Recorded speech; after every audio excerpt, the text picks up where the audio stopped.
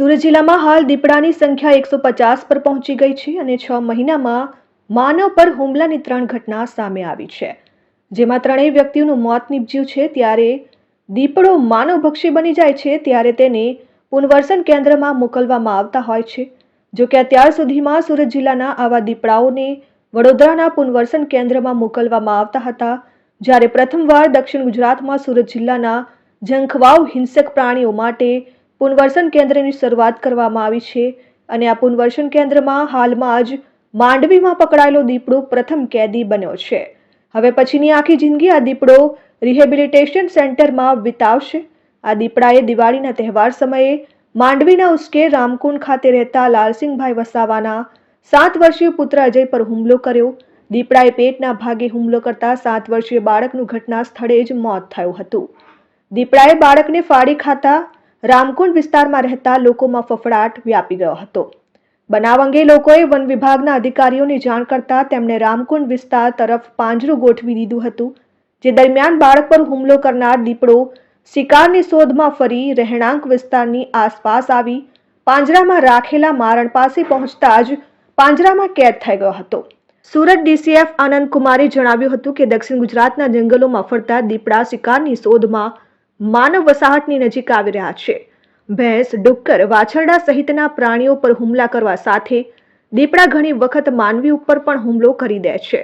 માનવી પર હુમલો કરવાના બનાવ દિન પ્રતિદિન વધી રહ્યા છે, ત્યારે એક વખત મનુષ્ય પર હુમલો કર્યા બાદ દીપડો પકડાય તો રિહેબિલિટેશન સેન્ટરમાં મોકલી આપવામાં આવે છે। પહેલા દક્ષિણ ગુજરાતમાં રિહેબિલિટેશન સેન્ટર નહીં હોવાથી વડોદરા ખાતે મોકલાતા હતા, પરંતુ હવે સુરતના માંડવી સ્થિત ઝંખવાવમાં 1.50 કરોડ રૂપિયાના ખર્ચે રિહેબિલિટેશન સેન્ટર બનીને તૈયાર થઈ ગયું છે। સાથે તેઓએ જણાવ્યું હતું કે માંડવીના ઝંખવાવમાં 10 દીપડા રાખી શકાય એવું રિહેબિલિટેશન સેન્ટર બનીને તૈયાર થઈ ગયું છે। ભવિષ્યને ધ્યાનમાં રાખીને માંડવીમાં જ બીજું રિહેબિલિટેશન સેન્ટર બનાવવા તજવીજ હાથ ધરવામાં આવી છે।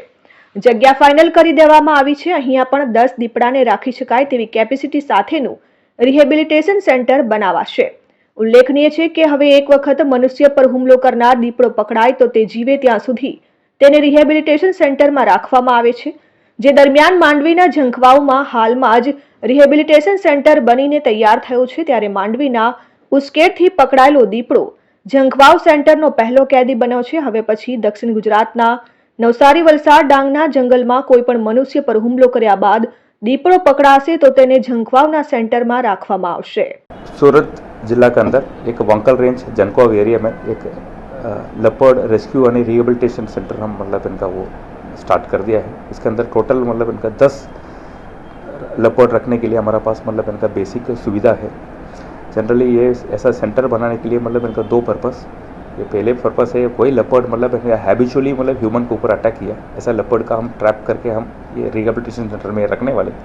दूसरी एक मतलब इनका मेन पर्पस है, ये कोई भी लेपर्ड मतलब इनका इंजरी हो गया, इनका एक बेसिक ट्रीटमेंट करने के लिए मतलब इनका ये एक सेंटर वो हम रखने वाले हैं। जनरली मतलब इनका वो 10 लेपर्ड रखने का एक बेसिक फैसिलिटी है। इसके साथ एक हमारा पास एक इंटरप्रिटेशन सेंटर भी है। ये कोई लेपर्ड का इकोलॉजी के बारे में और लेपर्ड का मतलब इनका इकोलॉजिकल रोल के बारे में हम एक अवेयरनेस देने के लिए मतलब एक इसके अंदर एक इंटरप्रिटेशन सेंटर है। साथ में मतलब इनका बेसिक फैसिलिटी है, मतलब इनका एक नेचुरली हम हैबिटेट बोलते हैं उधर, इनका बेसिक फूड, वाटर और मतलब इनका एक ये सेंटर एक जंगल के अंदर ये एक मतलब इनका वो नेचुरली एक वातावरण ये सेंटर में दे देंगे। ये इसके नाम बोलते हैं मतलब एक rehabilitation centre. Bureau report, RN news, Mandvi.